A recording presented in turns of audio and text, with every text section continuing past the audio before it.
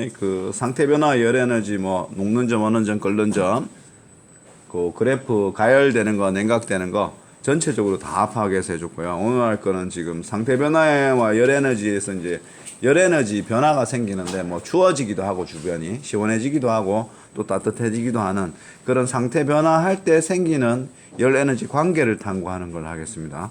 교과서가 180페이지입니다. 페이지 이제 똑바로 나옵니다. 180페이지고요. 자, 02번 제목이 상태 변화와 열 에너지네요. 상태 변화와 열 에너지. 에너지 2로 쓰겠습니다. 자, 그리고 우리가 할 거는 이제 상태 변화 시 열 에너지 어떤 게 있는지 우리가 했던 거고요. 그러면 이 상태 변화에서 열 에너지가 생기는 용어들이 있는데 거기에서 이제 에너지를 흡수하는지 방출하는지 그거까지 다 해봐야 되겠네요. 그래서 학습 목표는 첫 번째 상태 변화 시 온도 변화가 어떻게 되는지 탐구해보자. 자, 상태 변화 시 온도 변화를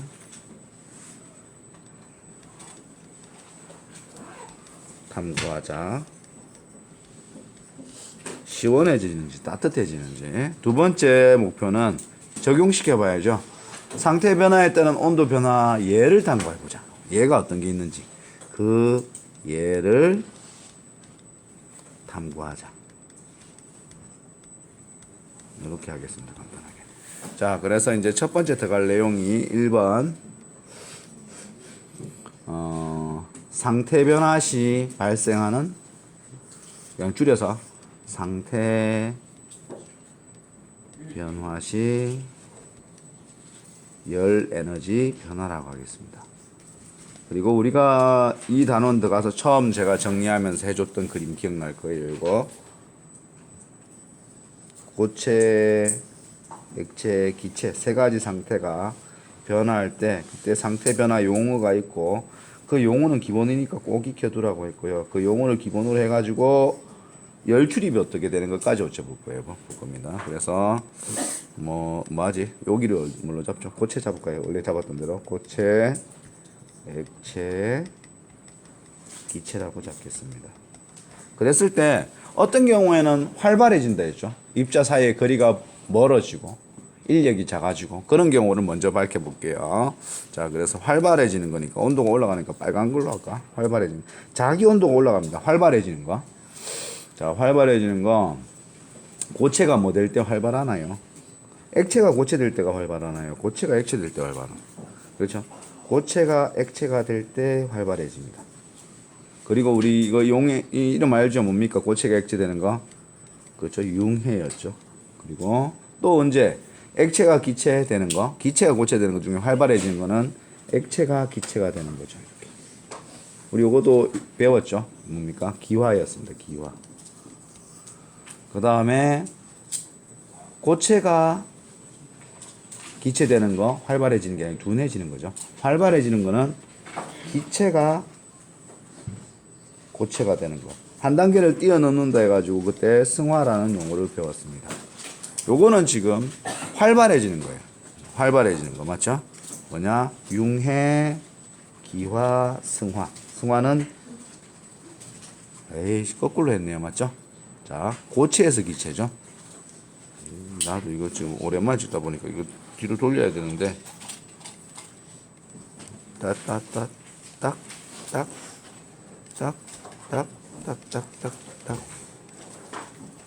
활발해지는 거 하는데 고체에서 기체로 가는 게 활발해지는 거잖아. 지금 활발해지는 거 빨간 걸로 버리고 있는데 고체에서 기체로 가는 게 이렇게 활발합니다.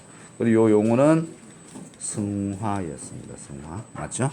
자, 고체에서 기체로 가는 승화 활발해지는 거고 그럼 둔해지는 거는 다 거꾸로 가는 거죠. 액체가 뭐 되는 거, 고체 되는 거 뭐였습니까? 응고였죠. 응고. 그 다음에 기체가 액체 되는 거 뭐였습니까? 그렇죠. 액화.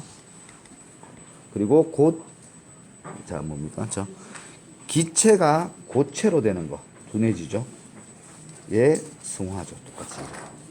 지금 보면 빨간 걸로 표시한 거는 지금 활발해지고 있고 지금 뭡니까? 파란색으로 한 거는 지금 둔해지고 있어요. 그럼 요거 가지고 이 빨간 걸로 변할 때 어떻게 되고 파란 걸로 변할 때 어떻게 되냐 이건데, 빨간 걸로 변할 때는 지 온도가 올라가거든. 예, 그래서 자기가 활발해지면서 주변을 뺏어가지고 활발해진 거예요. 주변은 시원해집니다. 그 과정을 정리해 줄게요. 이게 굉장히 중요한 이제 2번. 두 번째 할게. 이게 이제 포인트인데요. 2번 해가지고,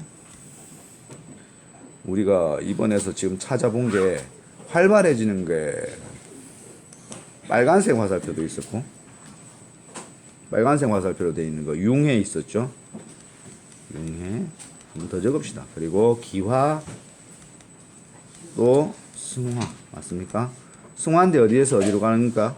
고체에서 기체로 갈 때였고, 또 이거하고 비교할 수 있는 게 지금 공간을 이제 잘못 분배했네요. 둔해지는 건 내가 파란 걸로 쓴 거 맞죠?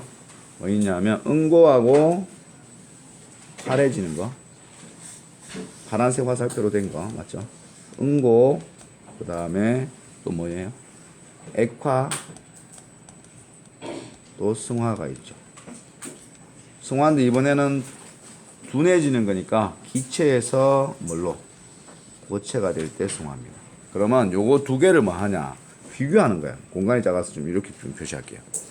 그러면 빨간 화살표하고 파란 화살표 된 거하고 이 차이가 굉장히 큽니다. 지금 보면 빨간 거는 지금 활발해지고 있어요. 맞죠? 그러면 활발해진 이유는 뭐냐? 자기가 주변의 열을 흡수해가지고 활발해진 거야. 주변 열을 뺏어간 거죠. 그래서 빨간색 얘는 뭐냐? 주변의 열을 흡수합니다. 주변의 열 에너지라고 하면 더 좋은데, 열을 흡수하면 쉽게 이해하는 게 중요하니까. 주변의 열을 흡수해버리고요. 그런데 이 파란색 얘는 뭐냐 하면은 지가 둔해지죠. 둔해진 이유는 지가 가진 일을 주변에 내놨기 때문이에요. 이 내놓는 거를 뭐라고 하냐, 흡수하는 거 반대로 방출한다고 하죠.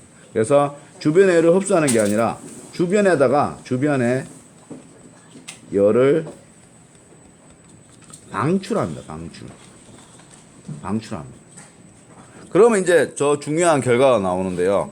자, 보세요. 주변의 열을, 요 빨간색 같은 경우는, 빨간색 융의 기화성화 같은 경우는 주변의 열을 지가 흡수해서 가져가 버렸어요. 그럼 중요한 거는 주변입니다. 중요한 건 주변이에요. 주변이 지금 일마들한테 뺏겼으니까, 주변의 열을 흡수해서 가져갔으니까 주변이 어떻게 되겠어요? 차가워집니다. 주변 온도가 내려가 버려요. 주변 온도가 내려갑니다. 굉장히 중요합니다. 이거 맞죠? 그리고 응고, 액화, 승화, 파란색 화살표 같은 경우는 주변에다 열을 내놨어요.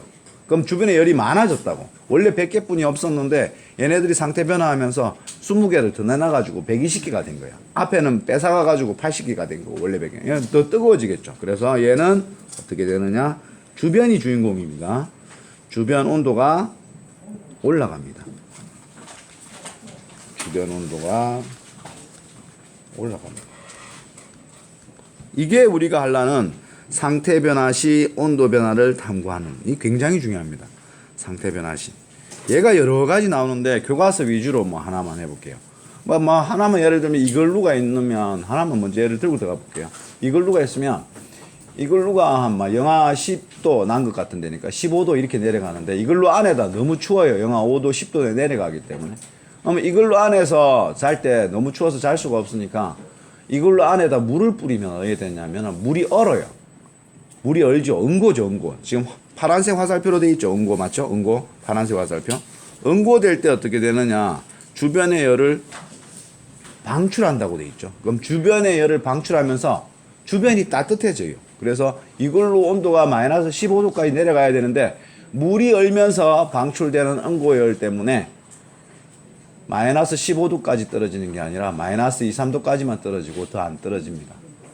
이런 경우, 제주도 귤 상자 보관하는 거, 귤 창고 이런 것도 해당이 되는데요. 그 예를 교과서에 있는 그대로 한번 보겠습니다. 두 번째 학습 목표 있죠. 그래서 예를 한번 보자. 예.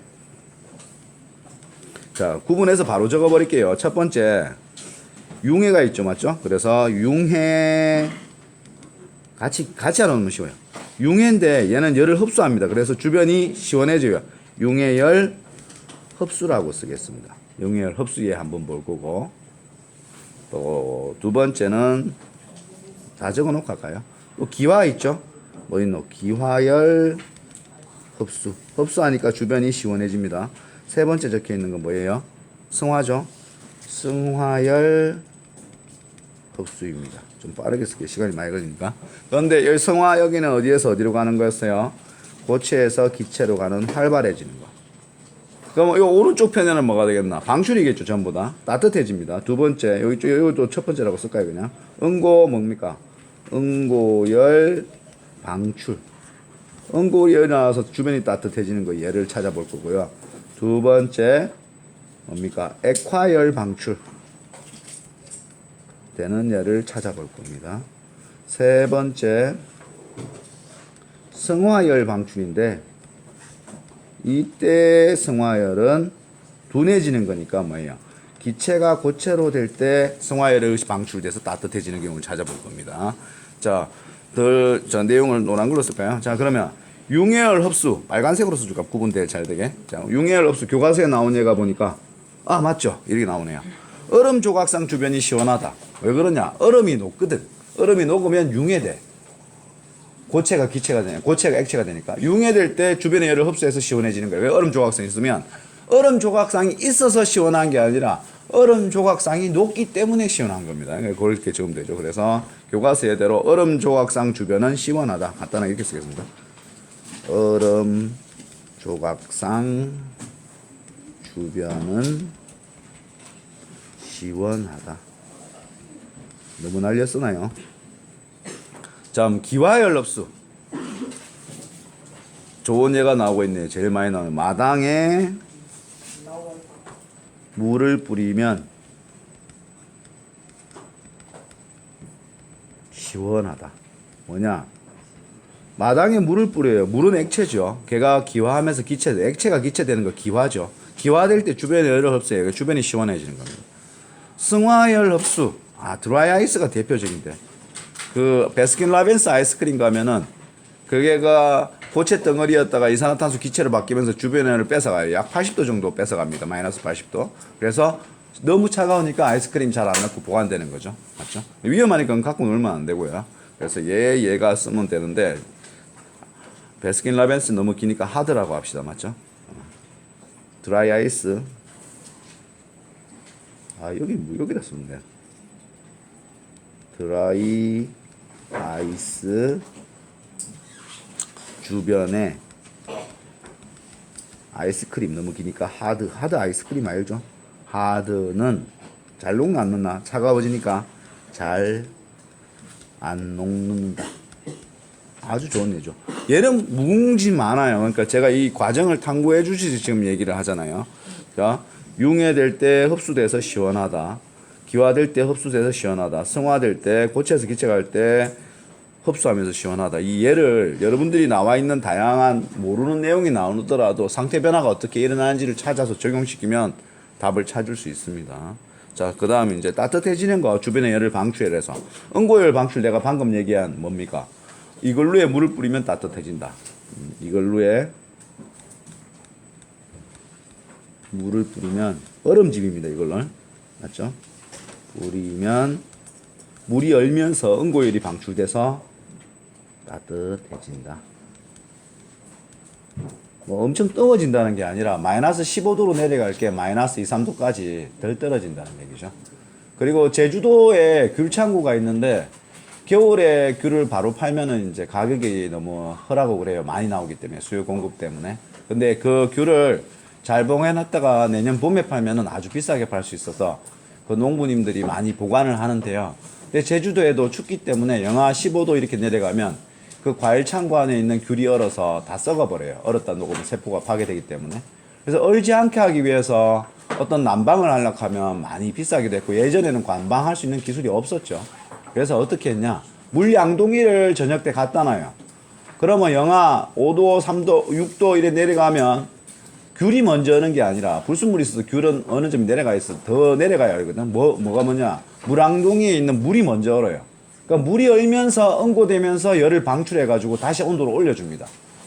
그래서 물은 얼지만 귤은 얼지 않는 상태. 아침에 나가보면 창고에 가보면 물만 얼어 있고 귤은 안 얼어 있어요. 그러면 그 물은 다시 녹여서 저녁 때 넣어 놓으면 다시 귤을 보호할 수 있죠. 응고열 방출. 이걸로랑 똑같습니다. 그다음에 액화열 방출도 있는데요. 뭐라고 돼 있나? 아, 소나기 오기 전에 후두파다. 아니면 소나기 올 때 후두파다. 이런 거. 기 오기 전에 후두파다. 소나기 오기 전이나 올 때나 다 포함됩니다. 소나기가 올라가면 공기 중에 있는 수증기가 물방울로 바뀌어가지고 구름을 만들어야 되거든. 그 구름 만드는 과정에서 액화가 일어나. 그럼 액화가 될 때 열을 방출하니까 소나기 올 때 후덥한 거 느꼈을 겁니다. 액화열 방출입니다. 그 다음에 승화열 방출. 좀 얘가 좀 적인데 이게 비슷하네요. 눈 올 때 보면은 좀 추운가 따뜻한가 좀 포근합니다. 눈 온 다음 날 굉장히 추워지죠. 왜냐하면 눈은 공기 중에 수증기가 물방울로 된 게 아니라 얼음으로 바로 된 거라. 승화가 바로 일어난 거죠. 그럼 승화됐을 때 수증기가 얼음이 됐으니까 얼음이 눈이거든.